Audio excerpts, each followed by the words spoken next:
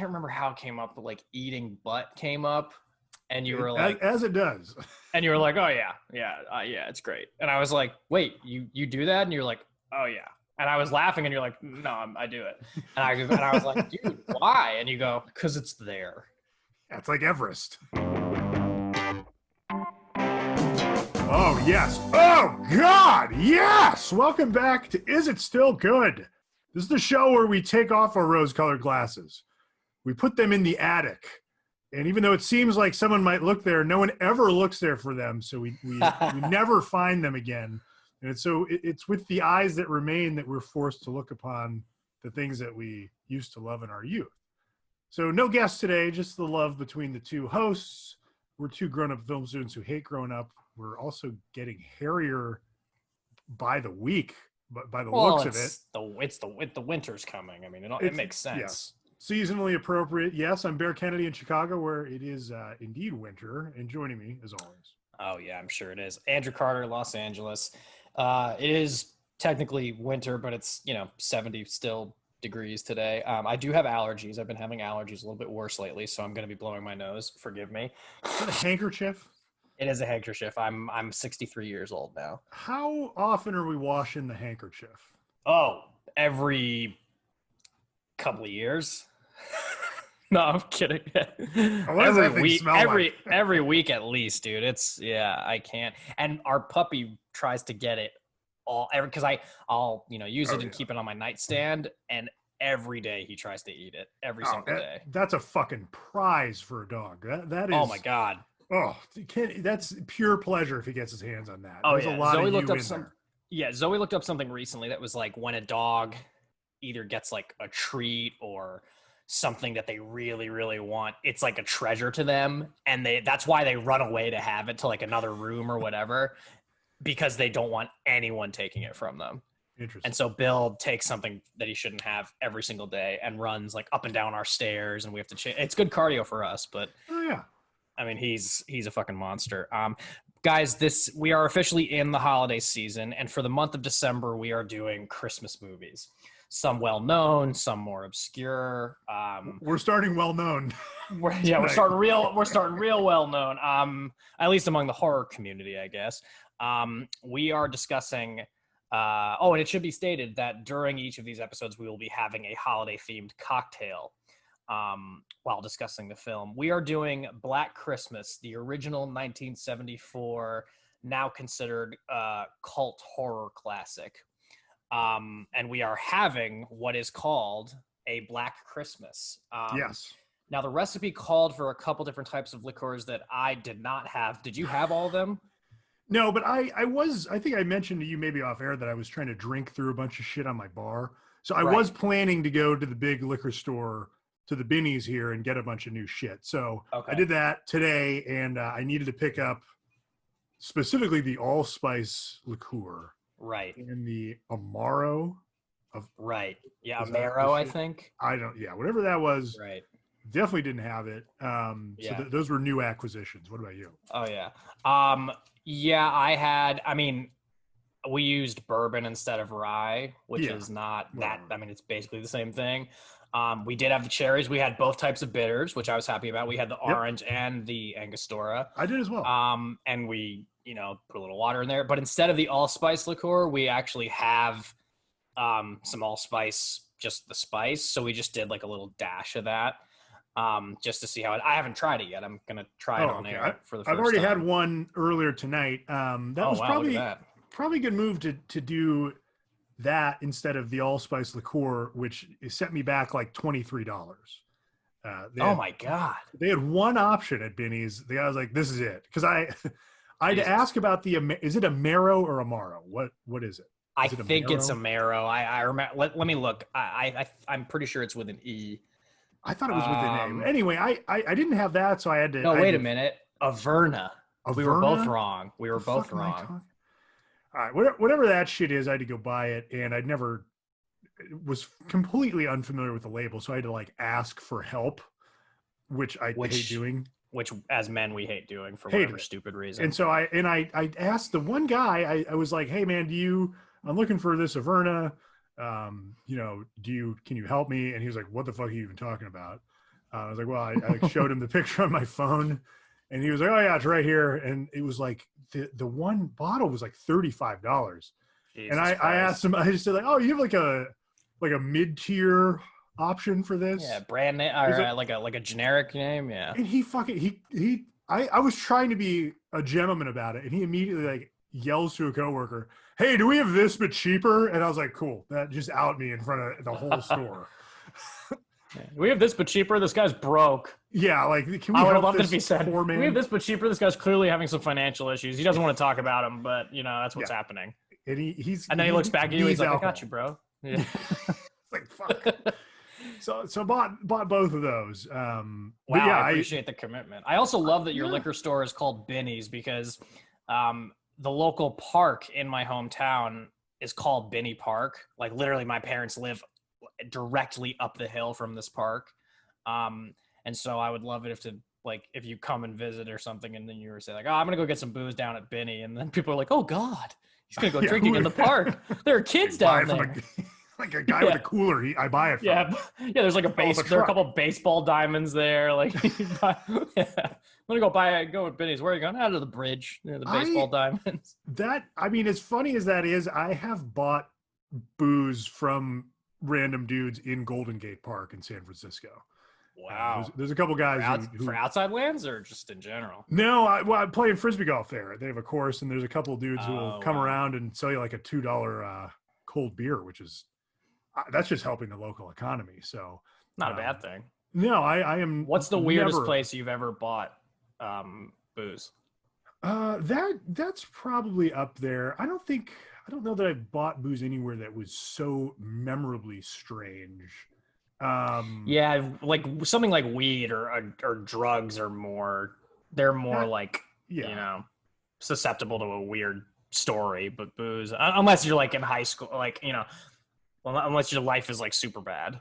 I remember I had a fake ID for a long time that was my cousin, and his name was Patrick, and I was at a Ralph's in Orange, and I was buying booze, and I gave the ID, and it always worked. It said I was 5'8". I'm 6'3", but no one ever looked that far. Jesus Christ! But it was real, so it tended to work. And the person who rung me out was like, "Oh, we have the same name," and I almost said Michael.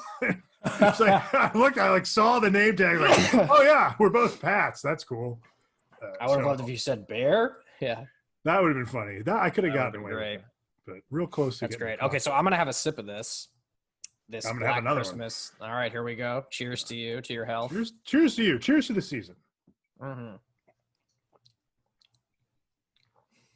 I actually like it. It's kind of like a little bit of a stronger old fashioned without the orange.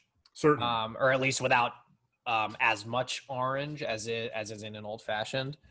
But it's nice. I feel like the one thing that's missing for me personally is maybe a little bit more cherry taste. But other than that, I like it. I like it too. It's definitely got that holiday vibe. Mm-hmm. And like the allspice kind of comes through. I think it runs the risk of being a little on the syrupy side with those liqueurs in there. But I heard ice cubes in your glass. I've done the same thing and put it over ice. It does mellow out a little bit as the ice melts. Mm-hmm. And that goes away a little bit. So yeah, I highly suggest you throw a little ice on that. Oh, I got 2 big cubes in here. Last year for our wedding, actually, Zoe and I got like those plastic circular ice cube like makers that you can fill with water, and they're terrific. That's good stuff. Yeah, it's good stuff. So anyway, Black motherfucking Christmas. Yes. Were you at all familiar with this one? Yeah. When you were a kid, or I mean, maybe not like super young, but like, high school, whatever it was, like when was your first awareness made to this movie?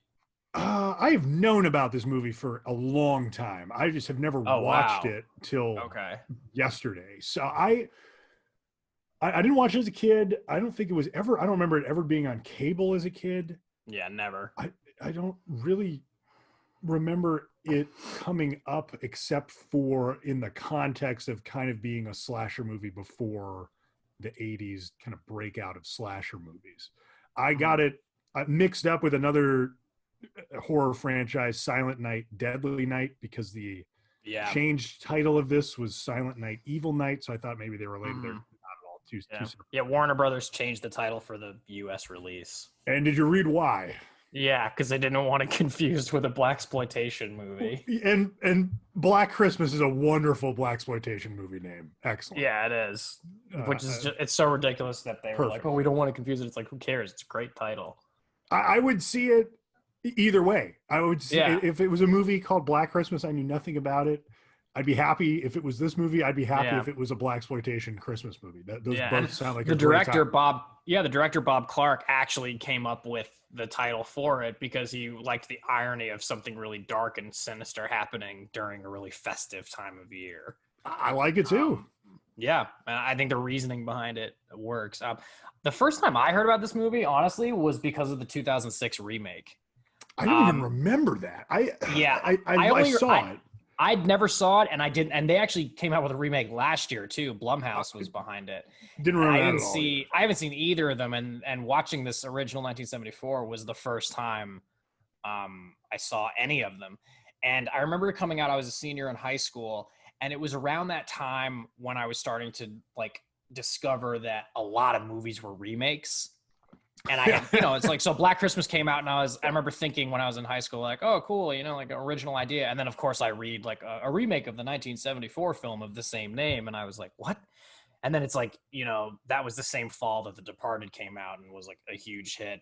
And then you read like based on Infernal Affairs and you're like, what? And so like so many things are remakes of things, which is just funny to learn about. And it's kind of thinking about this movie. It was almost like my first introduction to like how prevalent remakes are in Hollywood. And now there's still so many remakes, and a lot of them are like TV remakes too. They're like remaking, like Lethal Weapon was a show, and even there was a Rush Hour show, which is just bizarre. But anyway, I didn't see any of these original ones. What was a big surprise to me about this was that it was even before Halloween.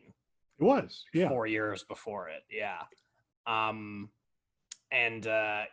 it's interesting because it's definitely a fun idea, but the remakes, at least the trailers that I remember seeing, were really leaning into like the sorority aspect of it.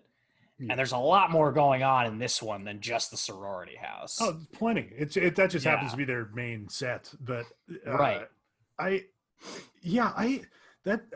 just want to go back to you. Okay. I don't remember like a moment where I realized remakes were prevalent. You remember like a time where it clicked with you? It was That's so interesting because, and it's not like I didn't know what they were before then, like I heard people talking about, oh, it's a remake or whatever. But I think it was that fall because I was, really into The Departed. And then I learned that was a remake of a Hong Kong film. And then when this came out, it was a remake. And then I feel like there was even something else, there definitely was something else that year. Maybe I just don't remember it. But like, that's when I learned like, oh, wow, they remake a lot of stuff. And I think my biggest thing was like, I still actually have not seen Infernal Affairs. And I hear it's great. But that was my first time being like, because I feel like for some reason, the word remake at that time was just, it had a negative connotation to me for whatever reason. Probably still does. Yeah, but then it's like you learn that The Departed is a remake and you're like, that's a fucking great movie and it's a remake. And then I think I learned like, oh wow, remakes can actually be good. Oh yeah. Hell yeah. And I think that was just the first time that, and not only could they be good, it was like The Departed is on another level of good. Granted, I haven't seen that movie in I'm sure I would still love it, but I haven't seen it in a long time. I've got to rewatch it. But we can do that for the show. We can definitely. We should. Yeah, it's about to turn 15 next year. Jesus Christ. But that's when I first learned like, wow, remakes can be just as great as, any fucking original masterpiece or something. That's interesting. And so that really always stuck with me. And it's funny that I equate Black Christmas with it because I never even saw it. I never even saw it. But I also like, there are just certain times in your life when you remember certain things for whatever reason. And I think I remember that remake coming out because it was the fall of my senior year, and that's a very memorable time in your life. It's it's the end of an era, and you're applying to colleges, and it's just a lot of random shit that you wouldn't normally remember sticks with you. And so this movie always stuck with me, or this franchise, whatever you want to call it. But I never had gotten into it until recently. I never even thought to watch it until this podcast, because I was like, oh, let's revisit that. Let's start at the beginning and see what happens. It has a very iconic poster, and that's kind of why I knew about it. I don't know why, but it was fun to know the theatrical poster and then have the knowledge of what's going on in that poster pay off in the film. Because the poster's great. It's got the girl with the plastic over her head in the rocking chair, dead as hell. And then, so that's going to happen. It happens, and then you see that image like multiple times throughout the movie. Yeah. So that was cool because I don't know. I love movie posters because I'm an idiot, and that's something I always pay attention to. But it was I heard a joke once from a stand-up comic that was like, men go from, mini movie posters as kids to big movie posters as like college students to framed movie posters as adults. That is, and literally right behind me is an Austin Powers framed. I guess you could call it framed art. Yeah, but it's true. I mean, every piece of art that's like mine in this house is like a framed film art or music art or something. There's no like, oh, that's a piece by Monet or anything. Like I'm not cultured enough for that. You're not sitting on a Caravaggio. No, but it's true. But anyway, back to you were saying the movie poster always stuck with you. Always stuck with me. I don't know why I never watched this movie. I don't know. I've seen a million horror films and just not this one. So it's always fun when I get an excuse to finally catch up on something that it's been on it's my a radar hybrid. for a long it's time. a Christmas movie and a horror movie. It's like you can watch it October, November, and December. Even September if you want to get early. So it's like it's one of those that that and ironically, like that almost makes it like a tougher sell. Because sometimes people can't decide, like, when do you watch it? Do you watch it now or do you watch it this time? And what is it more? Is it more of a Halloween movie or is it more of a Christmas movie? And this to me is a Christmas movie for sure. That's how it felt to me. Christmas doesn't happen in the film, which is interesting, but it is it's set peripherally. It's there. Yeah, absolutely. Plenty of imagery, lots of good times. I mean, also Canadian movie. It was shot in Toronto. Canadian, lots of weird accents on display, which I enjoyed. That kind of throughout. British, but also maybe a little Australian or. Yeah, when they have that weird super northern, like sing-songy Irish accent, but it's Canadian, that's my favorite shit. That is one of the most confusing accents. Quebecois is also super confusing, but I didn't pick up on any of that in this one. The Irishy one is, that's interesting though. Did you ever hear this musical called Come From Away?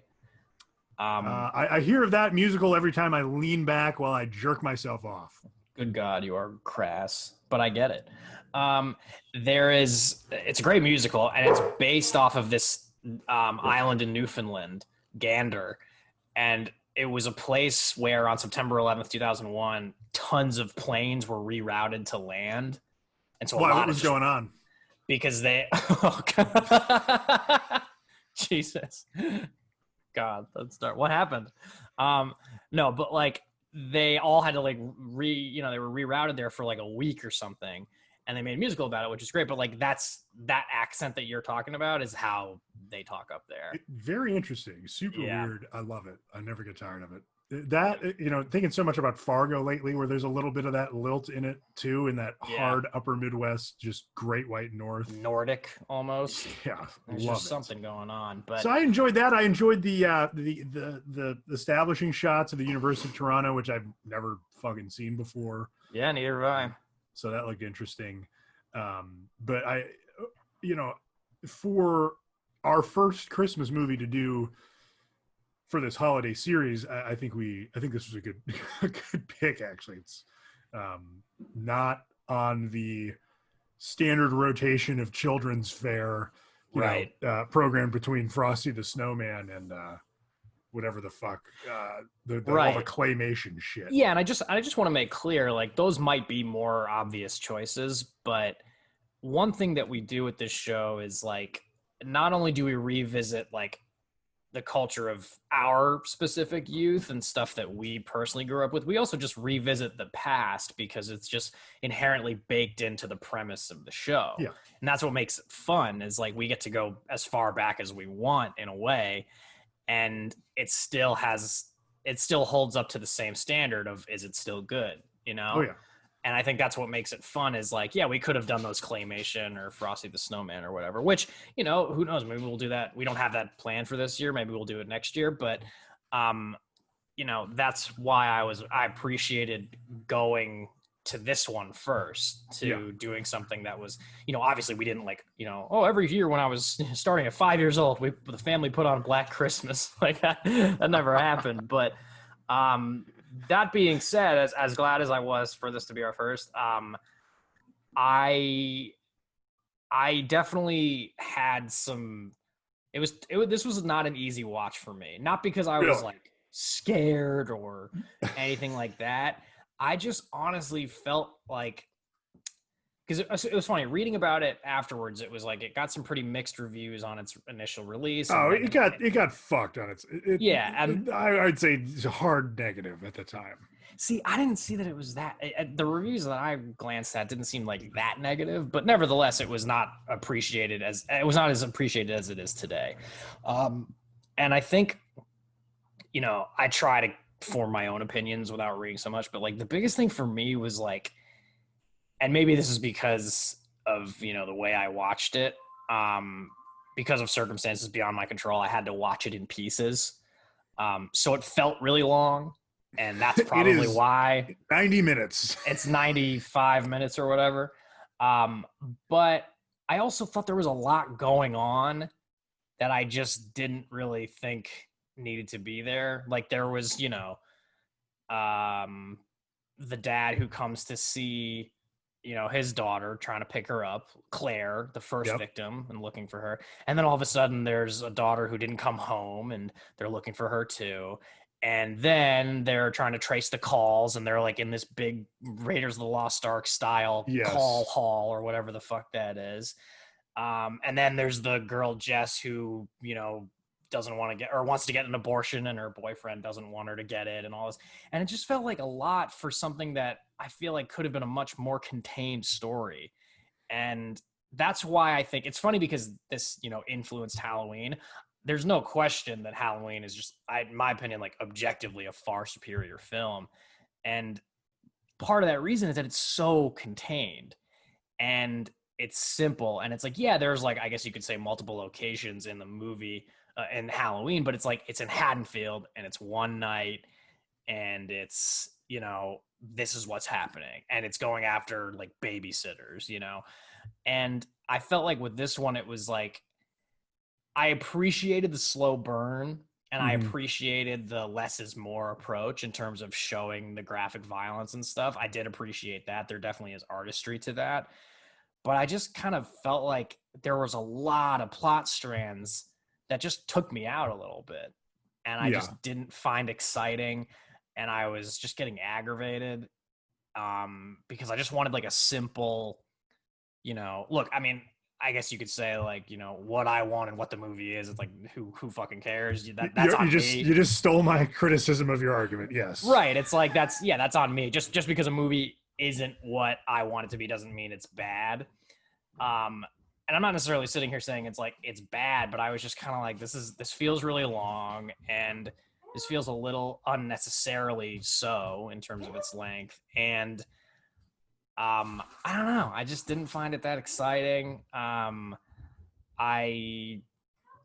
know. I've talked too much. We'll keep getting into it, but you go. Like that's my initial take, but we'll get into more of it. It's paced down. I mean, 90 minutes is a great length for any horror movie. It's a great length for any movie, frankly, but the pace of it is a little slow. A lot of this, what I find interesting about this movie is that it is ahead of the trend of having slasher movies specifically from Halloween, which was in the late 70s through to like the mid 90s, basically Yeah. through to New Nightmare and Scream and all that shit.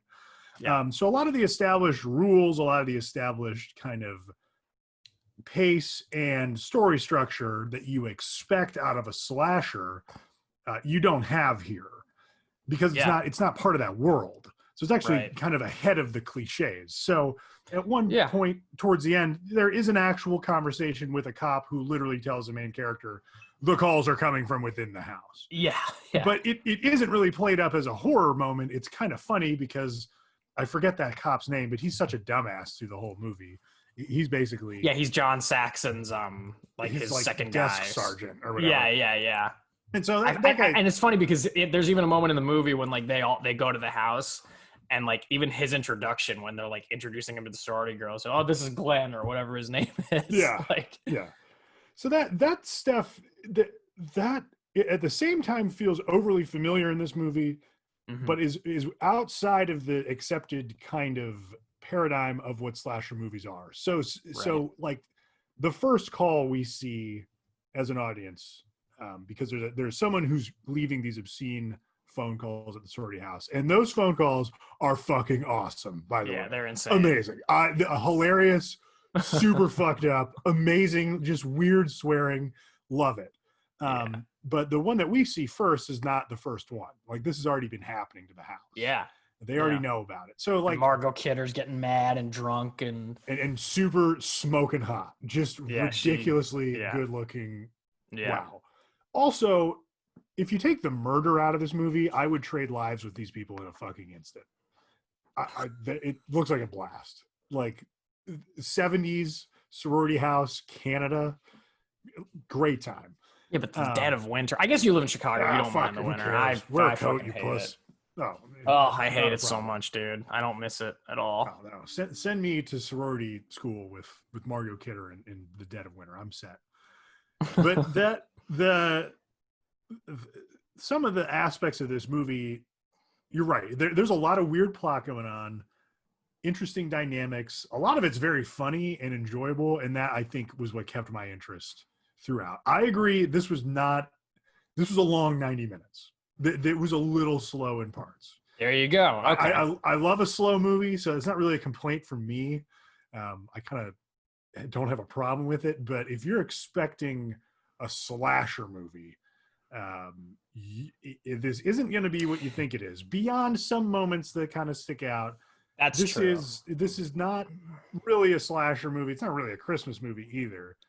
But this and Peeping Tom are like the two examples of kind of the genesis of what became Freddy, Jason, Michael Myers, all that shit. Right. And a lot of the stuff that is good about Halloween, even like putting the camera as the killer's perspective, is borrowed straight out of this movie, which is borrowed straight out of the first scene in Peeping Tom. So that's not like a new invention in Halloween. It's just that John Carpenter used it really well. And at the end of that first sequence, you see that it's a child, which is. But like that's okay. So like there's a great example. Like, I guess one could argue like, well, Black Christmas came first, but like Carpenter did it so much better in Halloween because there's that Peeping Tom sequence in the beginning, but the way it's cut and like and the way that they they don't look. Obviously, I don't want to insult a director's vision. Maybe they had a different idea, but like, look, I felt like they could have committed a little bit more to that than they did. And what I appreciate and what I think a lot of people appreciate about Carpenter's vision for the first Halloween is he really did commit to that moment. That whole thing is just through those eyes of young Michael Myers, and it's a non-breaking shot. I mean, even if the shot breaks, it's like it's still through his eyes, and I just really appreciate that point of view. And for this, I just feel like that's part of my problem with this movie is that not only does it feel like it doesn't necessarily have a point of view, it feels like it has a lot of different ones. And that goes back to my argument about the plot strands. It just feels like there's a little bit too much going on to the point where the filmmakers, I think, could have streamlined it a little better. Like, I really don't think, and also I just don't give a fuck about Claire's dad. Like, I just didn't care about him. I do. I felt bad for him. He's there to get his daughter. But he's so fucking like stone-faced the whole time. I just like, unless he's the killer, which he wasn't, I was just like, why is this guy so like just dead, you know? Well, Just, I don't know, man. I thought he was fine. The thing that's a little weird is that him and her boyfriend are both doing the same thing. They're both looking for her and she's missing. That's a great So point too. you doubled Yeah. down on a character that you really only need one of.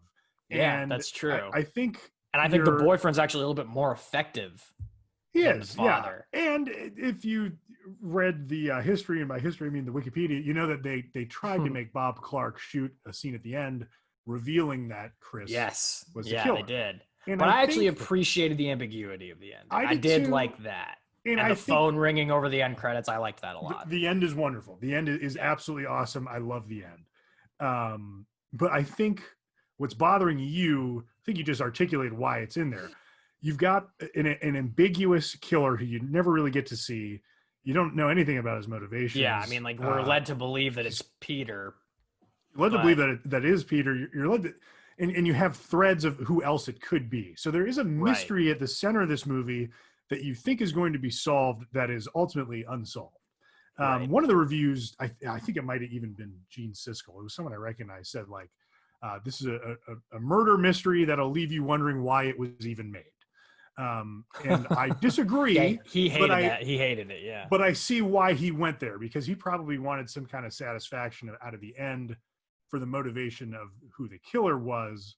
And I think the ultimate kind of creep out that they're going for here is that you've got an unknowable, crazy guy who clearly is operating on his own logic, and he's taking advantage of people, and no one can really figure it out whether they're doing things smartly or dumbly. And I'd say not looking in the attic is a ridiculous oversight by the police here. Yeah, it's absurd. The house mother and Claire are they're up there the whole fucking movie.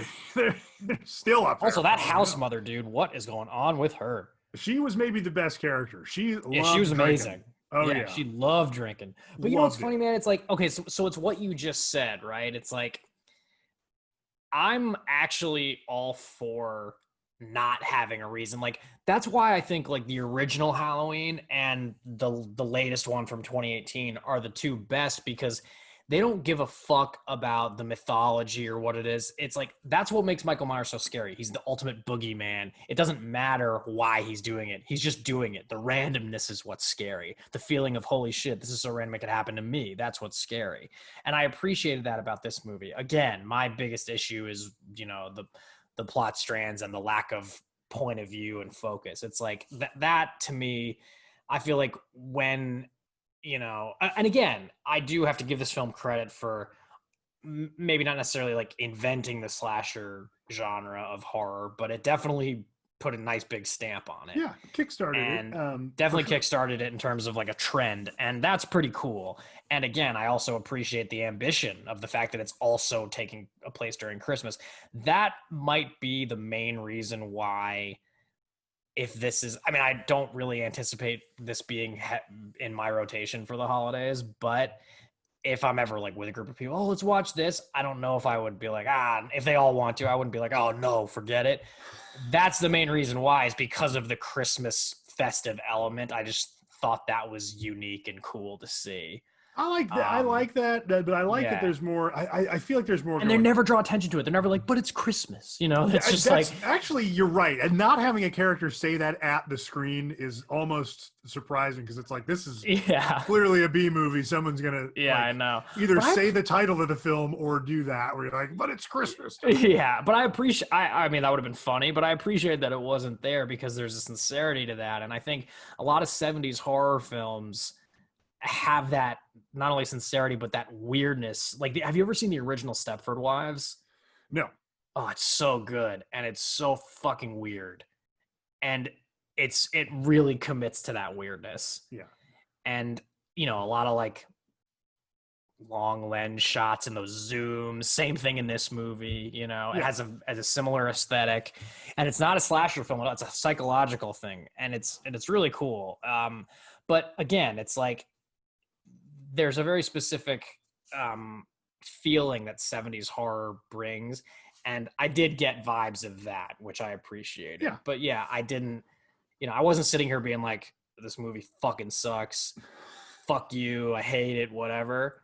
but I definitely was not enjoying it while I was watching it. I almost appreciate it more now discussing it with you than I was in the moment. That's fair. I enjoyed it. There were moments where my attention wandered. You are extremely correct in that there's no reason to show how a phone call is traced in the 70s for a lot of the runtime. Who the fuck? That was like a good 10 to 15 minutes. Like, I don't know if it Jesus was that Christ. much, but there was way and it's too like much of it. they have that moment where here's what we're gonna do. Yeah. And then they try to do it once and it doesn't work. And it's like, God damn it. And that was so annoying because then they're gonna do it again. My favorite shit was when he's telling her, John Saxon is telling what's her name? Olivia Hussey or whatever, the main character. You gotta keep him on the phone longer so we can trace it.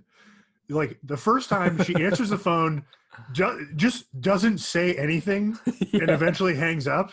And he calls her and tells her, you gotta keep her on, you gotta keep him on much longer. I was like, she didn't fucking say anything. And then the next time, she also doesn't do anything. She just picks up the phone and never ever talks. That's what I'm talking about. There's a lot of repeated beats and repeated characters. So it's so dumb. It's so funny to me. Though. I just love it. He's like, do your best to keep him on. And she's like, okay, got it.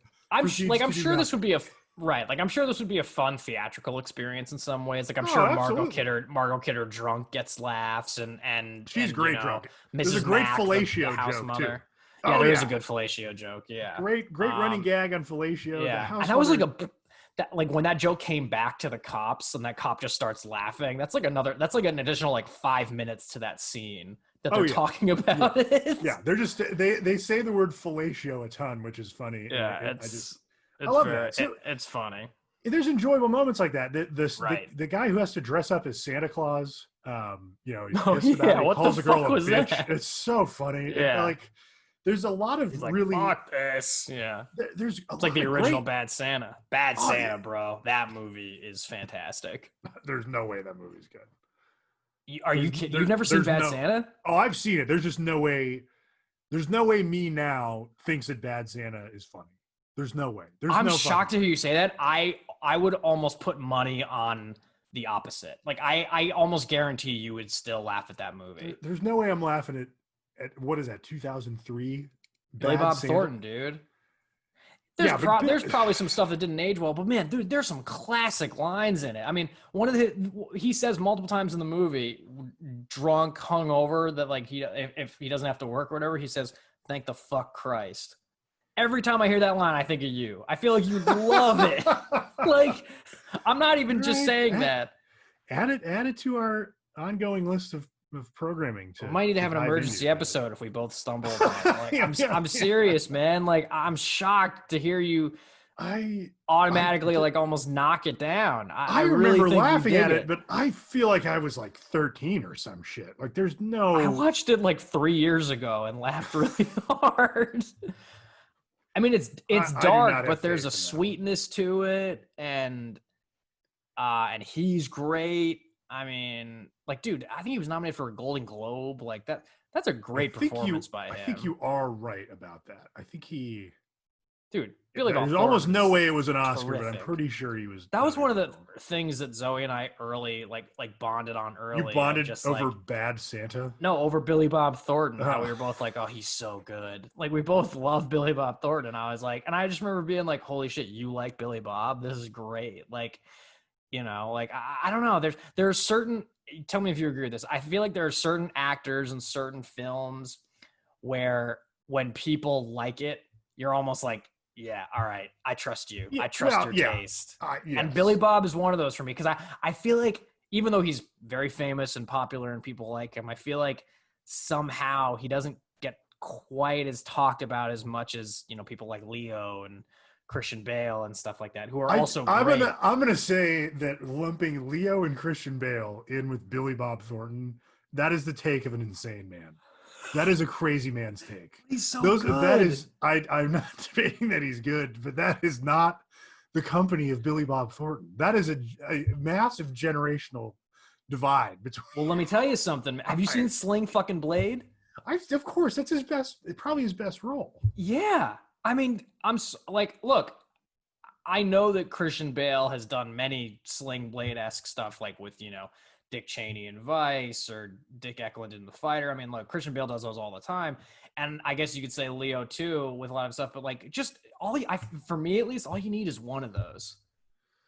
And Just I'm just one- like, holy shit. And also, dude, that was Drop Billy Dead. Bob's like breakout thing, and he wrote it and directed it. And it was Yeah, based no, on that's his true. play. Yeah. I mean, that's pretty impressive. And how he just came up with that character just staring in the mirror. No, Going, I don't. Yeah, that's fucking weird. That's amazing. I don't have a problem with Billy Bob Thornton. I have a problem with you Justice being like, for Billy Bob, man. I'm he's starting a that sex hashtag. icon like Leo. Fucking. Hey, man, a lot of women Christian think Bale. he's attractive. Zoe, do you find Billy Bob Thornton attractive? She says, no, I don't know. Damn it. I wish you had said yes, because then I would have been like, see. He's of an older generation. Yeah. I'm not saying he's bad, but it's just a weird. God, you've got a lot of unbridled passion here. Apparently, he is a really William nice Thornton. guy to his fans and nice to work with. Like, dude, he won a Golden Globe a couple of years ago for his show Goliath on Amazon, and he, thanked some people in his speech. And one of the people he thanked was a PA who had passed away. And I just think that's so cool that he thanked a fucking production assistant. Nobody ever does that. That's true. And I just thought that was really cool. And like, he was like, he not only was just like, thanks to this guy, he was just like, he like said something. I remember he was like, he was one of those guys that knew what he was doing. I loved him and all that. And I was like, that's really fucking cool that he took the time and remembered that kid, whoever it was. I mean, very sad that he passed away, but I don't know. I just always really liked that. And I do not share the passion for William Robert. I'm such a fan, man. I'm such a fan. All right. Well, yeah, I get it. I everybody has their like, their things and their stuff. I'm just saying that like, there's certain, but also you could do the flip side of like when someone says they don't like something, you're like, what the hell is the matter with you? Oh, well, that's most of my life is doing that to people. Yeah, I think a lot of people feel that way. But that's you with me and Coldplay. Like with the fact that I like Coldplay, you're like, how am I even friends with you? And I'll have you know they just got nominated for Album of the Year at the Grammys. Oh, that means it must be good. That's got to be good music. That means it is good. Unsurprisingly, that just caused a brain fart for you. You're like, I was talking about someone, I must have been Jackie was talking about Coldplay, and I was like, yeah, nothing was funnier than doing Parachutes by Coldplay and having both people who allegedly like Coldplay be like, oh yeah, this album isn't as good. I'm like, oh good, I'm glad I fucking listened to it 3 times just to be told, oh yeah, this is the one that we don't it's like. still good, but it's for me it's God, it's not as good as some of their other stuff, but I think, dude, Taylor and I both said it was still good. Yeah, but after lots of talking about every other recording. Yeah, it wasn't like glowing. Right. That's fair. But yeah, I mean, Black Christmas for me, I'm gonna give it a no. It just clearly. Yeah, it just Where did you watch it? Did you watch it on YouTube? I did. Yeah, I did as well. I as much as I enjoyed the camera work, especially in the beginning, and definitely on that close up of the eyeball, which is really good. That was good. I agree. That was a good shot. This was shot by a guy named Reginald H. Morris, who also shot a bunch of other Bob Clark shit, including A Christmas Story. Yeah, and both. We got to talk about Bob Clark before we wrap up. Yeah, I felt like, granted, it was on YouTube, but this movie looked like it was a product of Khalil's father's production company. This thing looked like shit. I don't know if you noticed that too, but it looked Don't murky. insult Amin Mascati. That man is a revolutionary for what he did with those videotapes. Well, absolutely. But this movie looks like hell, and it is murky. It doesn't look good. I agree. The grain of whatever film they used is way too much, and it's super high contrast. And if you watch A Christmas Story every year like I do, A Christmas Story looks very similar. It's not poorly lit. It just looks like it was shot by like if Gordon Willis was just really stoned and didn't care and just made everything like way too dark. That's what this looks like. Yeah. And part of me likes it because I'm nostalgic for that look, because movies don't look that way anymore. Right. But But felt watching like it with so many interiors too, it really looks murky. And not only murky, and watching it right now, it almost like, obviously it's a movie from the 70s, so that's what it is. But like, if a movie today looked like that, you would just be like, you're just trying to look like something from the 70s. It's It'd be not. interesting if someone did that, because I don't think I've ever seen anyone attempt to get I know. that kind of specific grainy look. You know what I will say? I don't know how you'd get it digitally. I don't know how you do that either. But one movie that's not old, I guess 5 years old, that did have a 70s feel to it, also took place in the 70s, so maybe that was it. But I remember it looked really good, and I'm pretty sure it was shot on film, was Black Mass. Johnny Depp's Whitey Bulger movie. Yeah, I watched like the last 25% of that movie on HBO or something. I gotta say, I feel like that movie is a little underrated. I really liked it when I saw it, and I've seen it a few times since, and I've always enjoyed it. It's interesting. It's pretty. Like, I wouldn't say it's like, wouldn't say it's up there with The Departed or The Town or other like Boston set crime thrillers. But I mean, I liked it more than Gone Baby Gone, and I know a lot of people love Gone Baby Gone. I'm one of those. I liked Gone Baby Gone. I did, but I definitely, I don't know. I thought Johnny Depp's performance was so committed, and Joel Edgerton. Holy shit! I mean, everybody in the movie is great, but I just thought they did a really good job of like a 70s Boston crime thriller that felt like a 70s movie. I thought Johnny Depp, like, obviously he's persona non grata now. And rightly so, because it sounds like he's a real piece of shit. But yeah, I didn't see that when it's easy to do a 70s movie and nail the costumes, and the costumes in Black Christmas are fucking awesome. Just a delightful assortment of sweaters. Keir Dullea, by the way, who I don't even know if I know him outside of 2001. No, I didn't. I had no. I mean, like the fact that when I saw that he was in this, my initial thought was like, "Holy shit, that guy's in other movies." I saw him and John Saxon in the cast list. I was like, "Let's fucking go! This is gonna be great." See, I didn't even recognize Keir's name as being from 2001 until I read about it after. But John Saxon, I love John Saxon. Keir Dullea's job in this movie is to wear incredible turtlenecks and look way too fucking old to be in college. I looked it up. Him and John Saxon are the same age in real life. Get the fuck out of here. Yeah, they're both. Is Keir still alive? Because John Saxon died this year. He did die. Keir, R.I.P. I should know this. I think. Let me confirm real quick. I thought he was still around, but he may have taken that last trip for the stars. Let's see. What did you say last week about? What's your other statement? He may have last train for the coast. Last train for the coast. That's it. Yeah. Keir Dullea is still alive. He's 84. He's a divorce aficionado. He went to Rutgers. Divorce aficionado. What does that mean? He's been married a bunch of times. He's on his fourth. So hey, you know who's on his? I think maybe sixth. Billy Bob. Oh, really? Just ripping through it. Just ripping through it, yeah. Good for him. Keir's still around. He was born in Cleveland, so he's now my favorite actor. There you go. So we got to talk about Bob Clark. Bob Clark's an interesting dude. I mostly know him because of Porky's and A Christmas Story. I was going to say, what an eclectic career. This and another horror movie before this. Porky's. Oh, Christ. What? Yeah, what's his? Let me look it up. Looked it up. I know. I just had it too. He's a weird director. I don't know why he continued to. I guess it was after Murder by Decree. I knew it was something like that. Porky's, and then Christmas Story. But then I saw this in theaters when I was 10. Baby Geniuses. I saw that on his IMDb, and that made me sick. And the sequel. Ugh. And dude, he had a really upsetting death. He died in a car accident, head-on collision on the PCH out here in Pacific Palisades. Was it right after someone gave him the call to direct Baby Geniuses 3? God, no. Mysterious it was 2007.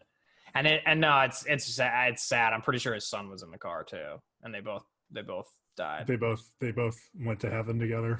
Yeah. Fucking A, man. That's sad. But anyway. That's a bummer. But yeah, the guy's got a weird career. I don't know how I feel about his work other than I wish he would have stopped collaborating with old Reginald. Yeah, his son was 22. That's horrible. And the guy who killed him had a fucking blood alcohol level 3 times the legal limit. Fucking wow. Yeah. And was driving without a license. Jesus. That's hitting for the cycle. That's bad. Awful. That's awful. His God, son that's being so 22 is interesting though, because that means That's so sad. old Robert Clark was leaving it in late into life there. Yeah, he was. Good Yeah. for him. But what's so interesting too about that is like Bob Clark, household name by film guys like us. We know who that is, but by Sure. most people know. But like, I mean, all people, but I guarantee you, everyone knows A Christmas Story. Well, you have to if you're a You know what I certain mean? age. It's like, so maybe you don't know the name of the guy who made it, but you know the movie, and like in this life, it's fucking hard enough as it is, and especially, if you're trying to like make a mark, and like, he left a mark. Bob Clark left a mark. Don't give me any snark. Listen, it's getting dark. But That's why we have to record earlier in the evening. Oh yeah, but no, I mean, I appreciate that about his career is like, I mean, like, look, I think a lot of different things. What I think we're learning, especially with this show too, and the stuff that we discuss, is that like there is no set definition of what a good filmmaker is. It's a lot of different things go into it. And he made good stuff. I mean, like, he made some stuff that is very memorable. I've actually never seen Porky's, and I know it's like a lot of people love it. We could do that for the show. I'd be curious to watch it. Yeah. Suspect that it super doesn't hold up. Porky's was a movie that was on. I've heard it. There are some very problematic things that didn't age well. Super. But Porky's, along with like CB4, Loverboy, yeah, to an extent Half Baked, those were like heavy rotation on Comedy Central on like weekday afternoons in the 90s. Oh yeah. So you would have seen that. Weekday afternoons in the 90s. You were in elementary school. Did you get kicked out of school a lot and come home and watch those movies? You get that at school at like 2, man. You go. That's true. You're right, actually. But you could watch TV. See, I couldn't watch TV during the week, let alone after school. I strongly suspect that is what was well-earned rule for some reason. I remember one time I took a cartoon class after school, like a drawing class, and I wanted to draw Hey Arnold. That was like draw football. It was like my teacher was like, it was like technically an assignment, but it was like, what do you want to draw? And I was like, I want to draw Hey Arnold. And I remember there was a new episode. It was a Tuesday night in like 96 or something. And there was a new episode on that night. And I remember I like lied to my mom, was like, my teacher said I have to watch it. Like, I have to watch it because it's my assignment. I have to watch it. So like, I wasn't lying about the assignment, but I was lying about that. And my mom was like, okay. And I remember being like, holy shit, I got away with it. This is incredible. And I remember like being so excited. I was like, can Sarah watch too? Can my sister watch too? And she was like, okay, I guess.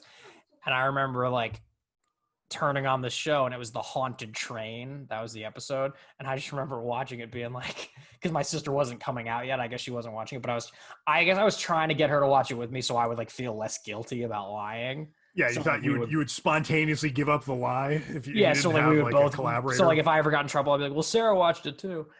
And so it comes on, and I just remember going, The Haunted Train, it's a Halloween one, Sarah. Like trying to like entice her to come and watch it. Did it work? Yeah, I never got caught. I don't even remember if she came and watched it, but I just remember never getting caught.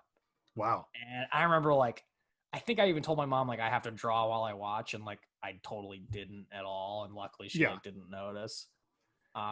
See, if you grew up Catholic instead of the wasp that you are, if you grew up worshiping the King of Italy like all of us Catholic people, you make it about a week on that lie before you get guilty and have to confess. You can't be carrying that around. That's the difference between. Would you lie childhoods. and then confess, or would you just not lie? Oh, I would lie and then feel terrible about it and then confess. It wasn't until later in life that I good for you. realized I don't have to deal with it. I didn't lie much. I lied I remember 96 was kind of not big a year for lies. not the necessary. That's amazing. Not necessarily, but I just remember, for whatever reason, I remember lying about that in 96, and then I remember lying about brushing my teeth in 96. Like, I came down one Saturday morning, and I think my mom was like, I was getting ready to go to, like, soccer practice or something, or maybe we were going out to breakfast, I don't know.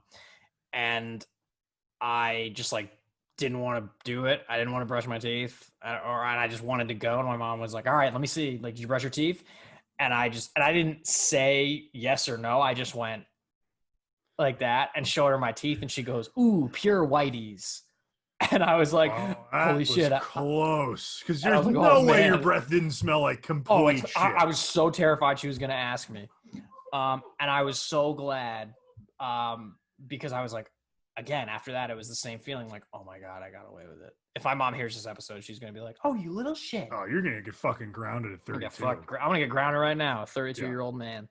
But yeah, Black Christmas for me, no, not so I like good. it. I like it. I think it's good. It's fun. It's a lot of fun. It's more fun than you made it seem.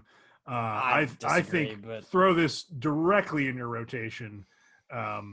Yeah, it's a little familiar. It's a little dated. I'd be curious to see it with a crowd because I know earlier in the conversation I said I think it'd be a fun theatrical experience, but now I'm starting to second guess that. Because it's so fucking slow. I wonder if it really would be. But it's slow, but when it's slow, the little moments become elevated. So all the little jokes become better. I will say the editing in Margot Kidder's death scene is awesome. It's good throughout. With the carolers. Yeah, it's good stuff. There are a couple great cuts from a scream to something else that's also loud, which is a nice way to go. But it's not too violent.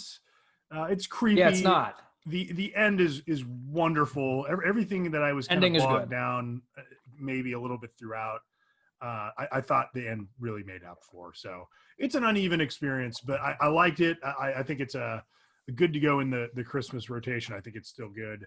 I think that it's the kind of movie that if you don't like it, if you're not as enthused about it, you at least think, all right, well, it is kind of a classic. You may like it on that level, if not your own enjoyment. But to me, there's way too much to enjoy here, including Keir Dullea incredible turtleneck and jawline combo throughout. And that guy has the jawline of a king. You can set your watch to it. It's fucking crazy.